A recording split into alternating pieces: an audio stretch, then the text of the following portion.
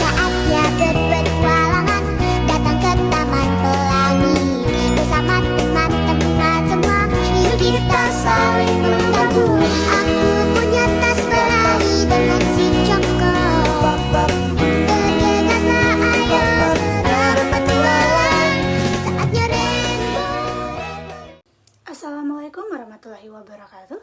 Salam sejahtera bagi kita semua. Shalom, Om Swastiastu, Namo Buddhaya, dan salam kebajikan.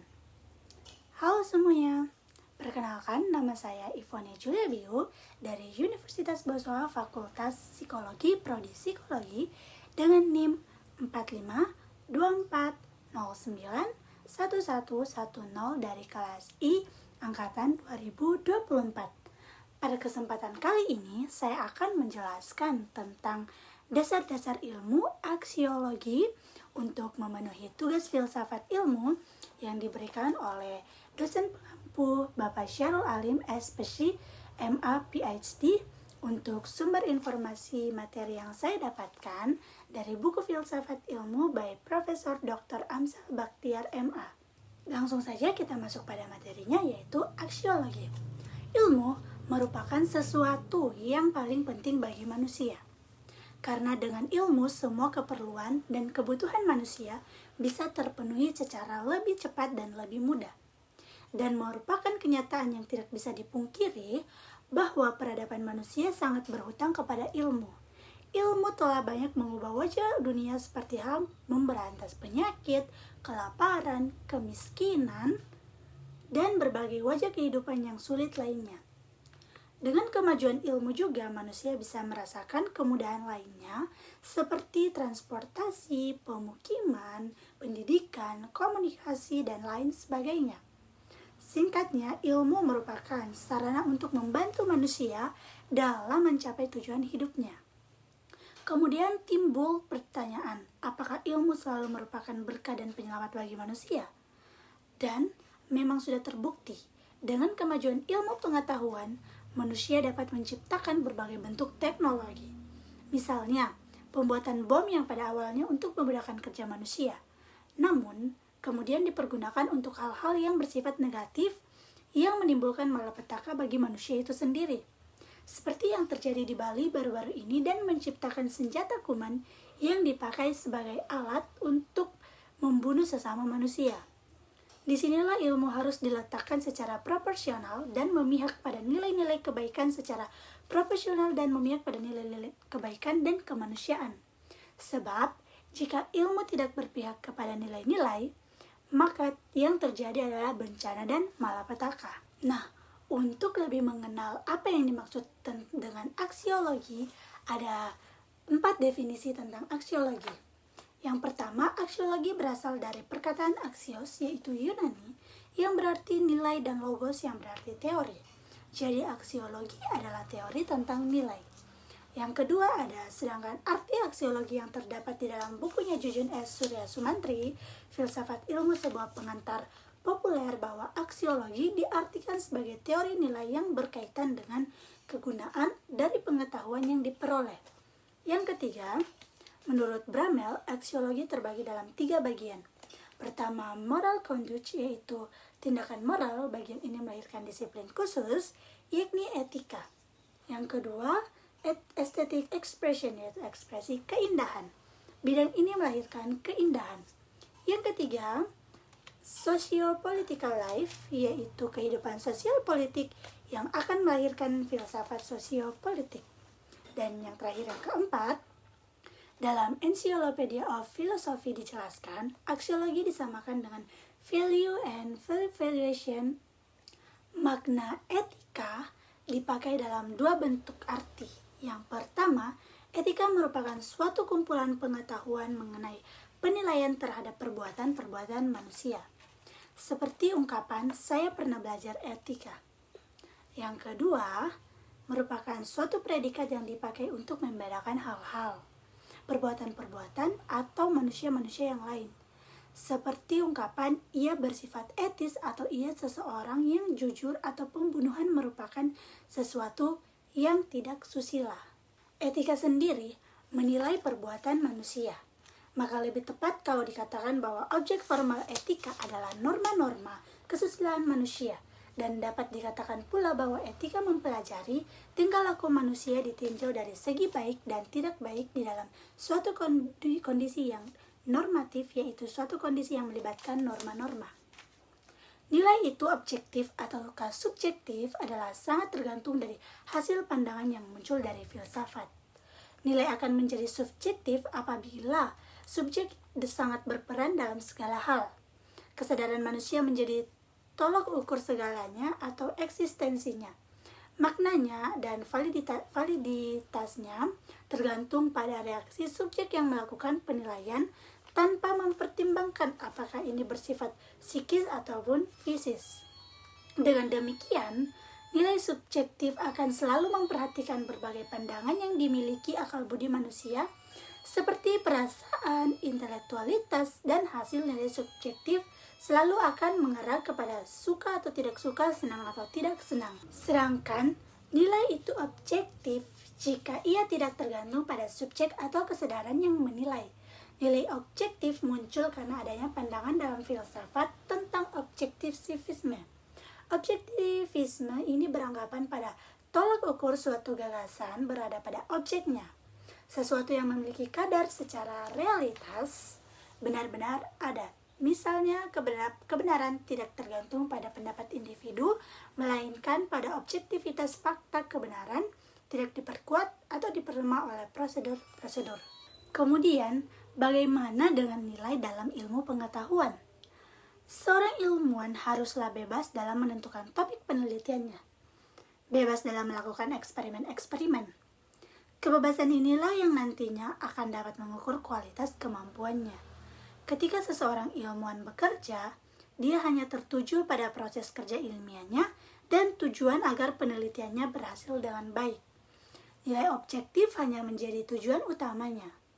Dia tidak mau terikat dengan nilai-nilai subjektif seperti nilai-nilai dalam masyarakat, nilai agama, nilai adat, dan sebagainya. Bagi seorang ilmuwan, kegiatan ilmiahnya dengan kebenaran ilmiah adalah yang sangat penting. Perkembangan dan kemajuan ilmu pengetahuan telah menciptakan berbagai bentuk kemudahan bagi manusia. Namun apakah hal itu selalu demikian? Bahwa ilmu pengetahuan dan teknologinya merupakan berkah dan penyelamat bagi manusia, terbebas dari kutuk yang membawa malapetaka dan kesengsaraan. Memang dengan jalan mempelajari teknologi seperti pembuatan bom atom, manusia bisa memanfaatkan wujudnya sebagai sumber energi bagi keselamatan manusia. Tetapi di pihak lain hal ini bisa juga berakibat sebaliknya, yakni membawa manusia kepada penciptaan bom atom yang menimbulkan malapetaka. Setelah ilmu mendapatkan otonomi yang terbebas dari segenap nilai yang bersifat dogmatik, ilmu dengan leluasa dapat mengembangkan dirinya baik dalam bentuk abstrak maupun konkret seperti teknologi. Teknologi tidak diragukan lagi manfaatnya bagi manusia. Kemudian timbul pertanyaan, bagaimana dengan teknologi yang mengakibatkan proses dehumanisasi? Apakah ini merupakan masalah kebudayaan ataukah masalah moral? Apabila teknologi itu menimbulkan ekses yang negatif terhadap masyarakat. Dihadapkan dengan masalah moral dalam ekses ilmu dan teknologi yang bersifat merusak, para ilmuwan terbagi ke dalam dua golongan pendapat. Golongan pertama berpendapat bahwa ilmu harus bersifat netral terhadap nilai-nilai baik itu secara ontologis maupun aksiologis. Dalam hal ini, ilmuwan hanyalah menemukan pengetahuan dan terserah kepada orang lain untuk mempergunakannya. Apakah akan dipergunakan untuk tujuan yang baik ataukah untuk tujuan yang buruk. Dan golongan ini ingin melanjutkan tradisi kenetralan ilmu secara total seperti pada waktu era Galileo.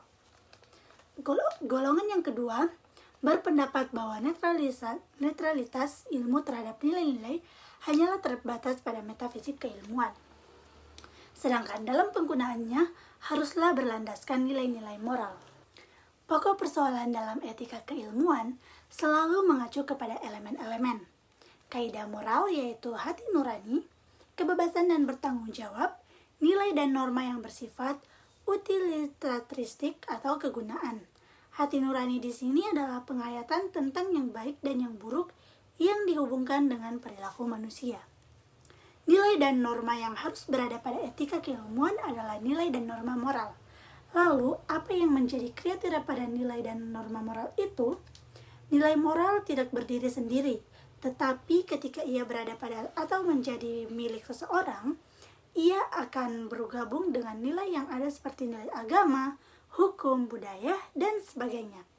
Yang paling utama dalam nilai moral adalah yang terkait dengan tanggung jawab seseorang. Nilai moral menentukan apakah seseorang berlaku baik ataukah buruk dari sudut etis. Bagi seorang ilmuwan, nilai dan norma moral yang dimilikinya akan menjadi penentu apakah ia sudah menjadi ilmuwan yang baik atau belum. Penerapan ilmu pengetahuan yang telah dihasilkan oleh para ilmuwan, apakah itu berupa teknologi maupun teori-teori emansipasi masyarakat dan sebagainya itu, mestilah memperhatikan nilai-nilai kemanusiaan, nilai agama, dan nilai adat dan juga sebagainya. Ini berarti ilmu pengetahuan tersebut sudah tidak bebas nilai, karena ilmu sudah berada di tengah-tengah masyarakat luas dan masyarakat akan mengujinya. Di bidang etika, tanggung jawab seorang ilmuwan bukan lagi memberi informasi, namun harus memberi contoh. Dia harus bersifat objektif, terbuka, menerima kritik, menerima pendapat orang lain, kukuh dalam pendirian yang dianggap benar, dan kalau berani mengakui kesalahan. Semua sifat ini merupakan implikasi etis dari proses penemuan kebenaran secara ilmiah. Di tengah situasi di mana nilai mengalami kegoncangan, maka seseorang ilmuwan harus tampil ke depan. Pengetahuan yang dimilikinya merupakan kekuatan yang akan memberinya kebenaran. Hal yang sama harus dilakukan pada masyarakat yang sedang membangun. Seorang ilmuwan harus bersikap sebagai seorang pendidik dengan memberikan contoh yang baik. Kemudian, bagaimana solusi bagi ilmu yang terikat dengan nilai-nilai? Ilmu pengetahuan harus terbuka pada konteksnya, dan agamalah yang menjadi konteksnya itu. Agama mengarahkan ilmu pengetahuan pada tujuan hakikatnya, yakni memahami realitas alam dan memahami ekstensi Allah agar manusia menjadi sadar dan hakikat penciptaan dirinya. Dan tidak mengarahkan ilmu pengetahuan melulu pada praksis, pada kemudahan material duniawi. Solusi yang diberikan oleh Al-Quran terhadap ilmu pengetahuan yang terikat dengan nilai adalah dengan cara mengembalikan ilmu pengetahuan pada jalur semestinya, sehingga ia menjadi berkah dan rahmat kepada manusia dan alam, bukan sebaliknya membawa mudarat. Berdasarkan sejarah tradisi Islam, ilmu tidaklah berkembang pada arah yang tak terkendali, tetapi ia harus bergerak pada arah maknawi dan umat berkuasa untuk mengendalikannya. Kekuasaan manusia atas ilmu pengetahuan harus mendapat tempat yang utuh. Eksistensi ilmu pengetahuan bukan melulu untuk mendesak kemanusiaan, tetapi kemanusiaanlah yang menggenggam ilmu pengetahuan untuk kepentingan dirinya dalam rangka penghambatan diri kepada Sang Pencipta. Nah, tentang tujuan ilmu pengetahuan, ada beberapa perbedaan pendapat antara filosof dengan para ulama. Sebagian berpendapat bahwa pengetahuan sendiri merupakan tujuan pokok bagi orang yang menekuninya, dan mereka ungkapkan tentang hal ini dengan ungkapan ilmu pengetahuan untuk ilmu pengetahuan, seni untuk seni, sastra untuk sastra, dan lain sebagainya. Menurut mereka, ilmu pengetahuan hanyalah sebagai objek kajian untuk mengembangkan ilmu pengetahuan sendiri. Sebagian yang lain cenderung berpendapat bahwa tujuan ilmu pengetahuan merupakan upaya para peneliti atau ilmuwan menjadikan ilmu pengetahuan sebagai alat untuk menambahkan kesenangan manusia dalam kehidupan yang sangat terbatas di muka bumi ini. Menurut pendapat yang kedua ini, ilmu pengetahuan itu untuk meringankan beban hidup manusia atau untuk membuat manusia senang. Karena dari ilmu pengetahuan itulah yang nantinya akan melahirkan teknologi. Teknologi jelas sangat dibutuhkan oleh manusia untuk mengatasi berbagai masalah, seperti kebutuhan pangan, sandang, energi, kesehatan, dan lain-lainnya.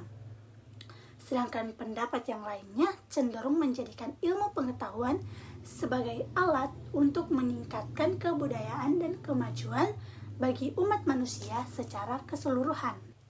Baik, cukup sekian dari saya. Mohon maaf bila ada salah kata. Semoga apa yang saya jelaskan dapat menambah wawasan lagi bagi teman-teman dan tentunya bagi saya juga. Dan sampai ketemu lagi di tugas-tugas selanjutnya atau di video selanjutnya. Terima kasih.